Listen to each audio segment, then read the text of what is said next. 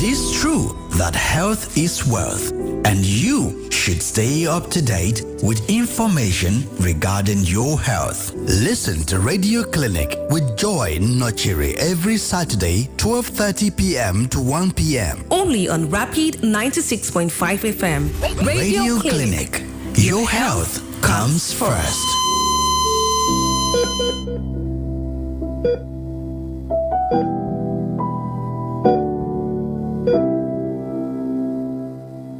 Walker steps over it. De Bruyne! Another gem of a goal in a gem of a game. Tune in. Let's bring you up to speed with sporting activities from around the globe. He has nailed that.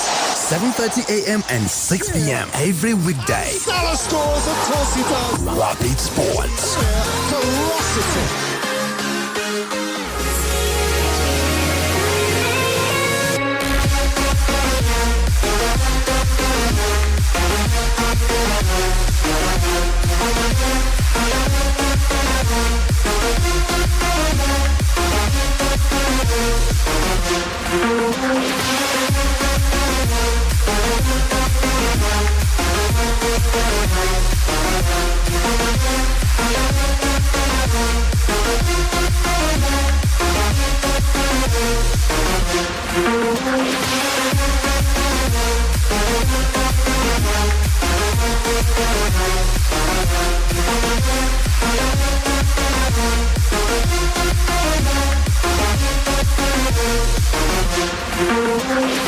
It's a new dawn, it's a new day, and it's a new month right here on your favorite dial, Rapid 96.5 FM. It's the start of February 2024, and we are glad because it's a month that offers so much excitement. It is the fight month, one of the biggest clashes in the history of boxing. For the first time in a long while, we have a heavyweight undisputed bout on the card, and it is Tyson Fury up against Alexander Usyk, February 17th, right there in Saudi Arabia, and we just can't wait for the battle right there in the desert. Meanwhile, we also have the countdown to the start of the last 8 in the ongoing African Cup of Nations, as only one will rise victorious this month, and that will be very precise on February 11. Nigeria have a chance to do so when they take on Angola, as I said, to book a place in the semi-finals of the competition. And it was no Salah, no problem in Anfield yesterday.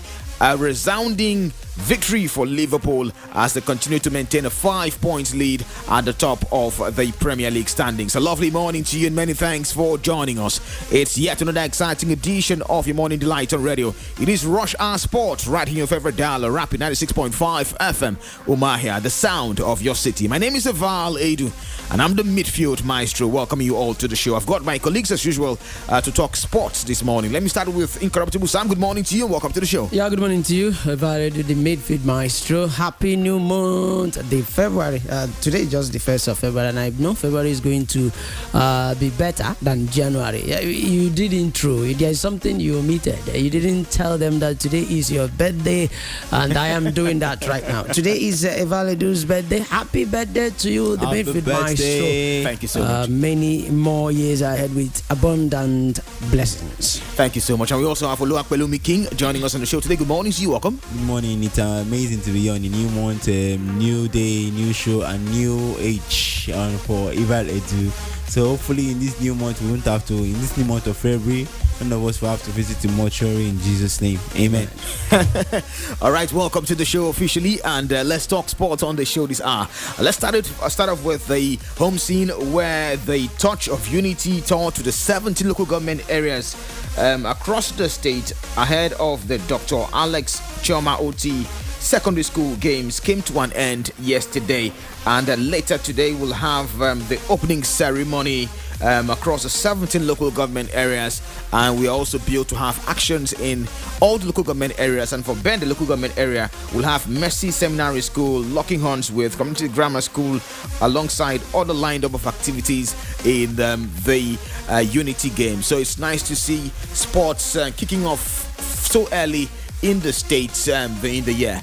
Let's head straight to boxing, where it is a fantastic month for boxing enthusiasts, as Alexander Usyk's sparring partner Darren Seeley is predicting a tough night for Tyson Fury on February the 17th. Current WBC heavyweight champion Fury will fight Ukrainian Alexander Usyk in the heavyweight undisputed bout in Saudi Arabia. Usyk currently holds the WBA, WBO, and IBF titles after beating Anthony Joshua twice. And ahead of the February 17th showdown in Riyadh, his sparring partner Darren Silly is predicting that Fury will struggle on the night. Let's take a listen to Darren Silly.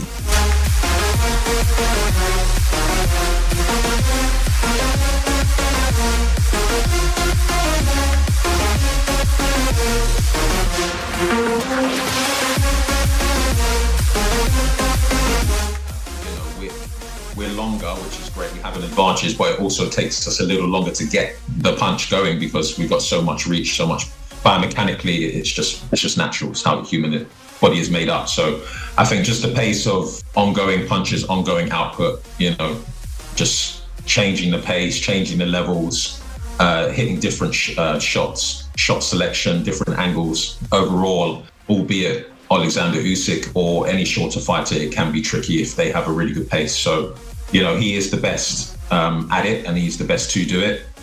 Undisputed at cruiserweight, likely undisputed at heavyweight in less than a month. So, for me, I feel Fury will struggle with that greatly.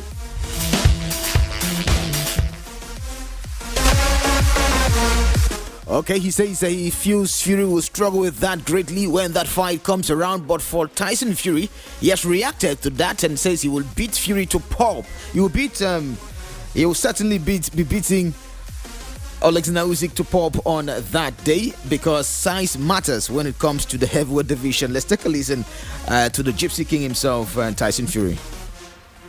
With Alexander Usyk. Beat him up like I did Chisora tonight, batter him. But he's not as tough, he won't hold them punches. He's only a small man. Chisora coming heavy, he was ploughing forward, he's 18 stone 9 pounds. He took a lot of punishment, but I don't think the other guy will take it.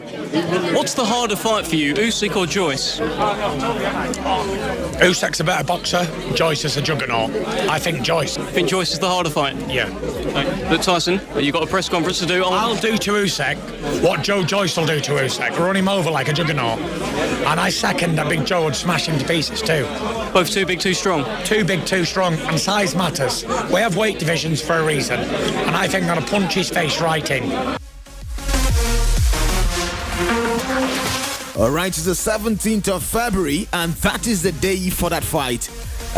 Ring of Fire, that's the nickname for that fight on the 17th of February, and the talks has begun already. Our phone lines are buzzing, by the way, and I'm sorry we can't take calls this morning. We'll only be taking calls at 2 o'clock and at 6 o'clock when we come here for Inside Côte d'Ivoire and Extra Time Plus on this frequency. So please hold your peace. We'll talk more about the boxing game, the sport of boxing later in the evening. We also have more sound bites and more interviews to come by during the evening show. But let's quickly talk about this one. We've seen the trailer. I showed you the trailer of that fight. I've never ever seen something better. Advertising about as big as this. It is the first time we'll be seeing an undisputed heavyweight championship belt.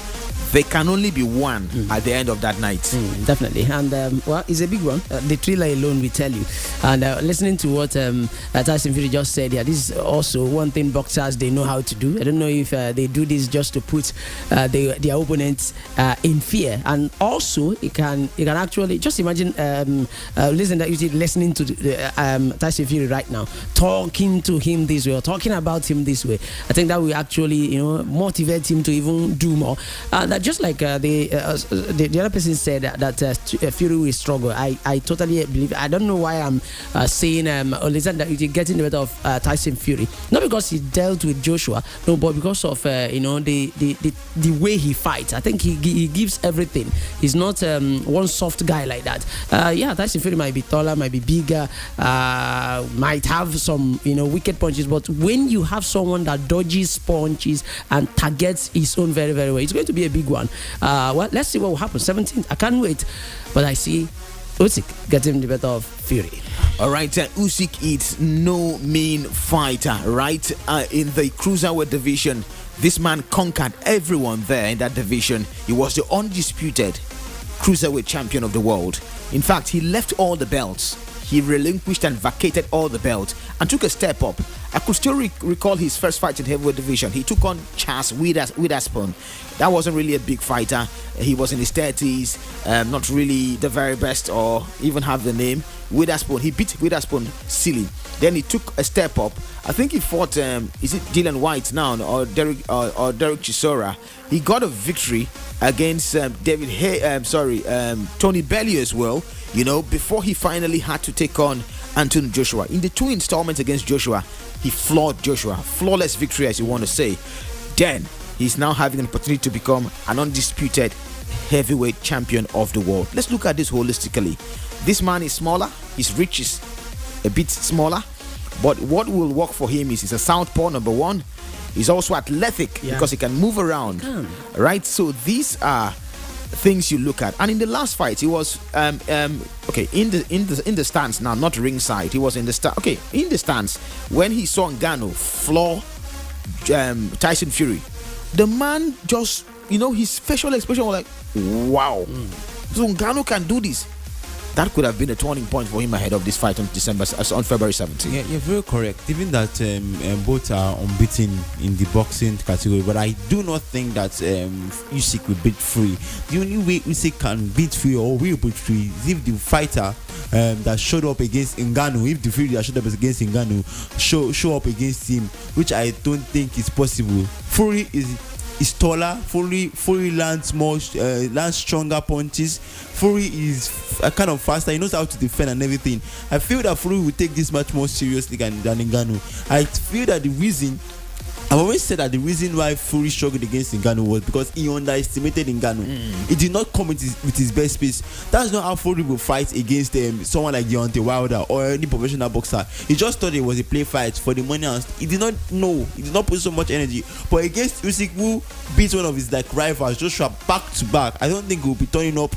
He'll be turning up the Fury that faced Ngannou. No, this is going to be a real fight, and when Fury shows up for a real fight, he wins, and he likes to protect his unbeaten record.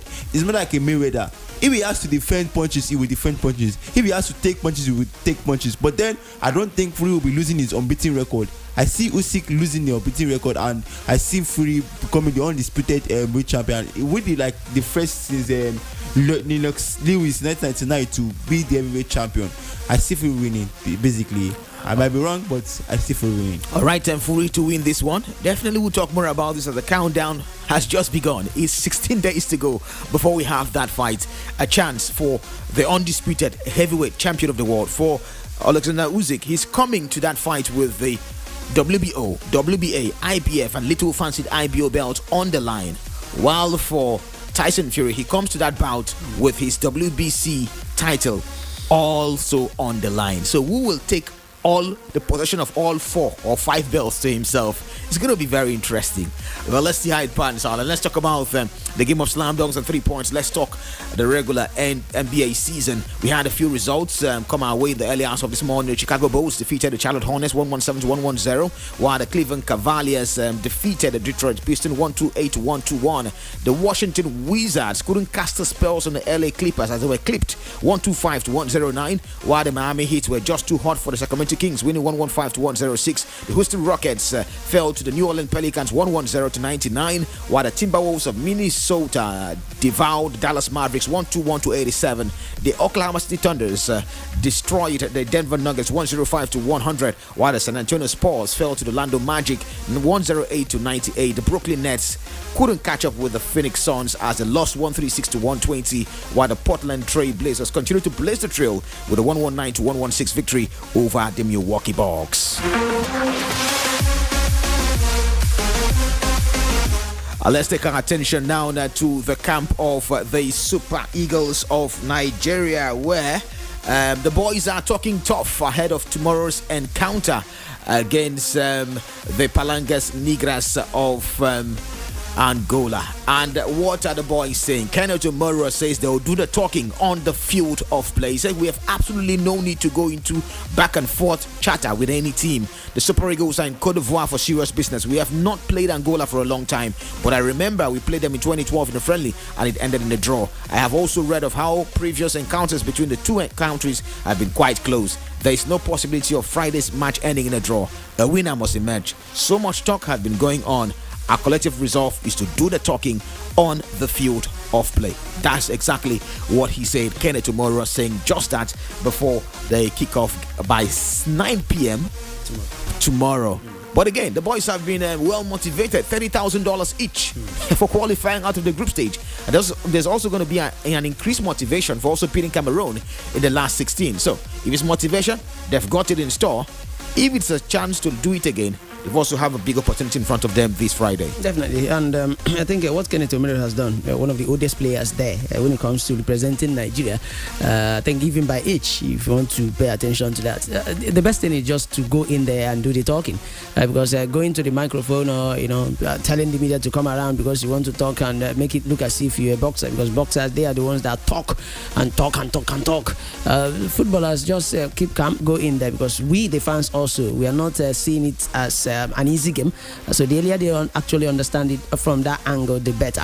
It's not going to be an easy one, just like what he said the last time. It was 0-0, a friendly game, and this time around is good. It's a competitive game. They are motivated from their own angle. In as much as I have heard or read that the Angolans, they are actually talking tough, how they are going to make sure that Super Eagles will suffer. Fine, let us keep calm. I don't even know who is the underdog here, whether the Super Eagles or the Angola, but well, with the ranking, you want to see Angola as the underdogs. But what if they come that day to give us that fight? First 45 minutes for me is very, very important. Our performance in that first 45 minutes will then tell us how we are going to fare in the second 45 minutes. I love the point at the part he said there is not going to be any draw. Let us not think about penalty, in as much as preparing ahead of it is also nice, but having it at the back of your mind, let's go into the extra time, play the penalty. No, if possible, score 2 goals in the first half, win the match, rest, even save us the time of being in the studio talking long. All right, and we'll leave the talking for Inside Cote d'Ivoire, by the way, especially for the match bonus. It's supposed to have been, the previous arrangement was $5,000 for a win.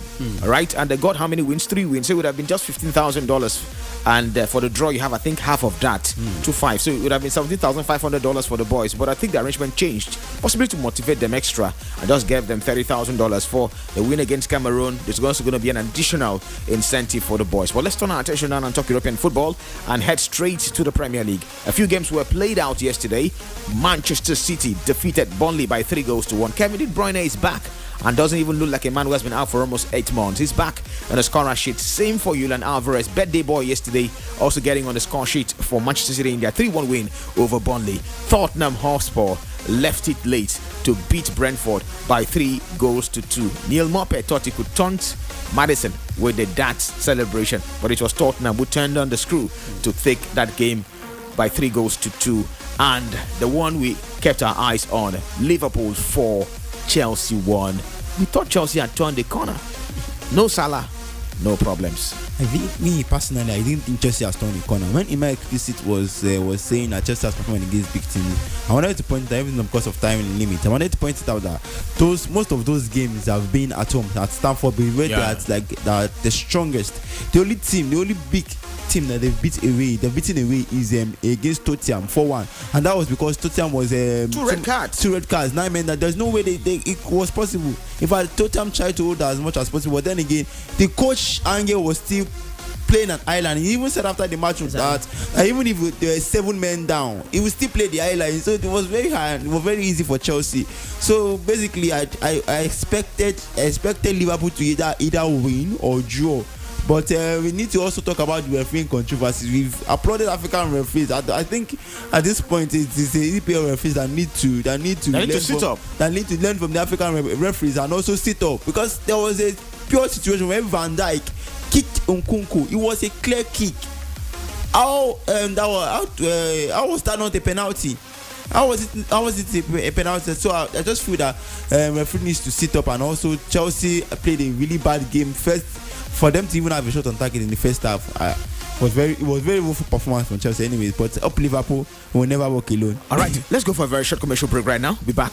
Don't go away. Stay with us.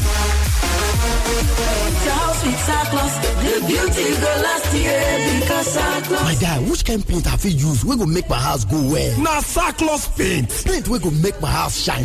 Cyclops paint. What about paint we go last for plenty years? Now still Cyclops paint. Cyclops paint. Now we get paint when done with both national and international award on top paint matters. I beg, where them day? Them 10 nationwide. Cyclops paint get one open get what they call Cyclops satin paint. If dirty touch the paint, you will use water and soap take clean a cha-cha. Cyclops paint get other ones like emulsion paint, test coat, gloss, sack flash car paint, matte, industrial marine coating, red oxide primer, aluminium, screening paint, auto varnish, and other Barbares products. For that correct building, paint where you need na Cyclops paint. Their price na shipping. For more information, call 0701 855 2224. Christ for All Nations CFAN, in conjunction with all Christian churches in Aba and Umahia, announces Great Gospel Crusade with evangelist Daniel Kolenda, the successor of evangelist Reinhard Bonnke. Jesus Christ is Lord, to the glory of God the Father. Say amen. Dates Wednesday 21st February to Sunday 25th February 2024. Venue Ungwa High School, Osisioma for Aba Region 1. And Meteorological Complex opposite Obiungo Town Planning Authority along Omokaleka Road from Obikabe Junction for Region 3. All happening same time 4 p.m. Also on 29th February to 3rd March 2024 by 4 p.m. at two different venues. One at Abara Square Umahe for Region 4. National High School along Porakot Road Ugunabo for Region 2. Featuring healings, miracles, deliverance, God's word. The blind will see, the lame will work, businesses will flourish again. Come, listen, and receive the blessings of God. Jesus is Lord. Celebrating your family and friends has become cheap like a cup of tea, easy as ABC, and rapid like it should be. You can send birthday greetings and goodwill messages on Rapid FM for just 1,000 naira. Other events like weddings, child dedication, housewarmings, religious and government functions go for even less, 500 naira. Now, your loved ones have no excuse not to celebrate you rapidly on your day because all they have to do is visit our website at www.rapidfm965.com/request or call 07049 220965.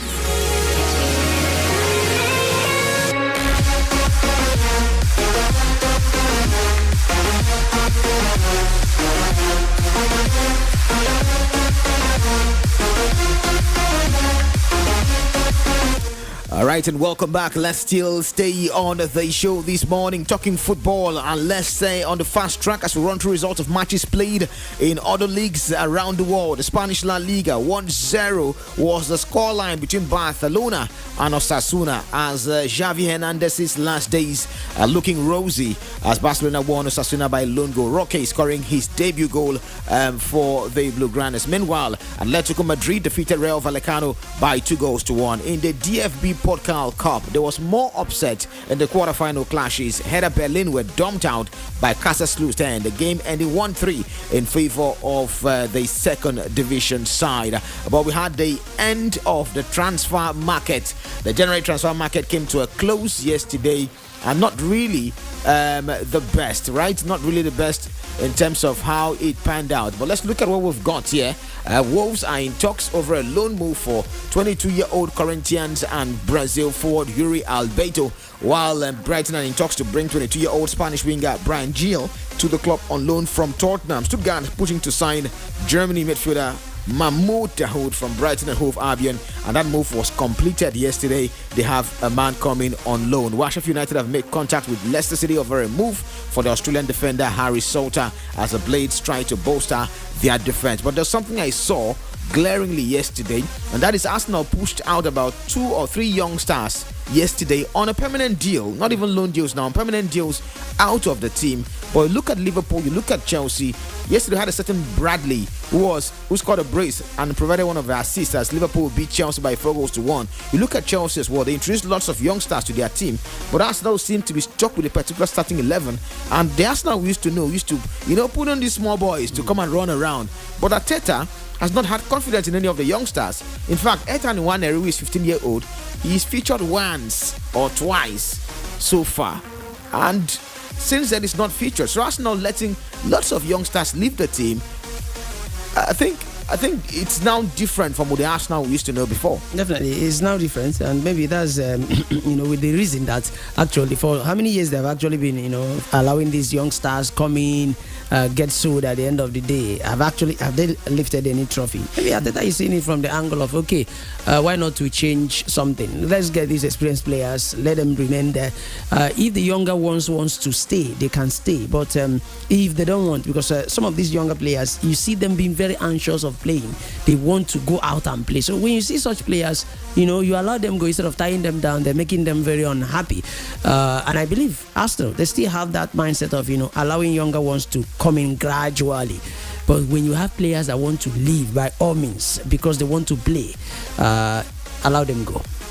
A big night for Bradley yesterday it was, as he has now turned himself to a red delight. But a quiet January transfer market, not much was done yesterday. I think the biggest news has to be the man from Italian Serie A, AS Roma's Andrea Bellotti moving to Fiorentina. I didn't really see any sparkling or enticing transfer moves yesterday. A very quiet January transfer market. Yesterday I said it may be attributed to the FFP stringent rules that is now putting their eyes strictly on these big clubs. They don't want to make a mistake. If they make a signing in the winter transfer window, they'll have to balance their accounts to make sure that they can make a big signing in the summer. So I think they would rather choose the summer for a new season than choose a signing for the new for the winter season, where basically everybody already know where they are, the position, or where they will likely finish. So I just think that it's just due to the FFP stringent rules and no money, or they have to balance their account. All right, they've got to balance the account, but the big teams as well didn't do any business. Nothing for Chelsea, nothing for Arsenal, nothing for Liverpool, nothing for Manchester United. Newcastle United were one of the teams to bring in a player, and Sam, it's unlike what we used to see in the general transfer market. At least 1 or 2 teams used to fortify for the top 4, these days top 6 sides. Tottenham was one team that suffered lots of injuries. So many of their top players are out injured, red cards and so on. But they also didn't venture into the market. So it's really strange that everybody stayed put at this point in time. Definitely, and sometimes type of buys we get in January is the one we call panic buy. And free transfers. Yeah, Arsenal did some seasons ago when I think Arteta came through January. So many of them, Per Mertesacker, 8 players. About so many of one them. Night. That season it was embarrassing. So Arsenal needed to make that move. January transfer window, no club. No real club that want to do big. Just imagine going to a club right now, struggling a bit in any of the leagues, and you want to get their hitman. No, it's not possible. That's why they will prefer doing business in the summer when you want to go right. When they will also have opportunity of getting in someone. We just have 31 days to do this whole thing. So it is very, very clear. I understand. Tottenham was expected them to move. Maybe they moved, but no club accepted whatever they offered. So it is understandable. All right, understandable indeed. And we have a good news coming in just before we leave the studio this morning. And that's Stanley Nwabali has been cleared to face Angola. So that's a big news for Nigeria. Possibly we should ring to this. Ring the bell. February started First time. All right, so Stanley Nwabali will be facing Angola. Remember, I did say he's going to be a late fitness test. He has to pass a late fitness test yesterday, and he passed it, and he is set and cleared to face the Palangas Negras of Angola. So this will form the discussion today on Inside Cote d'Ivoire. And in celebration of my birthday, there's a listener who always comments and always part of the show online. Here's where Elvis, I can see you. You just sent a message here on our live Facebook feed saying watching and texting from the city of Umuahia, Abia State capital. Keep up the good work, sport guys in the studio. Always remember, Chelsea went to Anfield for one good reason. Hashtag Rapid FM. Thank you so much. Here's where Elvis. I think you should send a DM to Rapid page. Yeah, the page you're currently following. Send a DM with your phone number to that page. Let's try to give you at least 5 gigabytes of data this morning.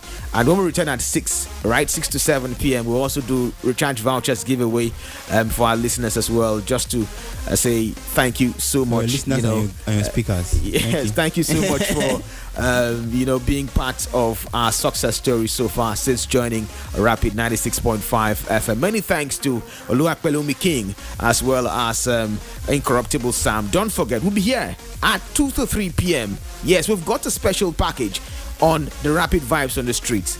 Something that you need to learn, and as a Nigerian, it's away from sport. That segment is always away from sport, but an eye-opener for us Nigerians to reflect on this country and how we need to move it forward. So join us at 2 to 3 p.m. for Inside Cote d'Ivoire. Don't forget, join us. Then at 6 to 7 p.m. we'll be here for Extra Time Plus, talking everything there is in the world of sport, especially today, boxing and the transfer market. Don't forget. Do have yourself a lovely, lovely day. Stay blessed. Bye.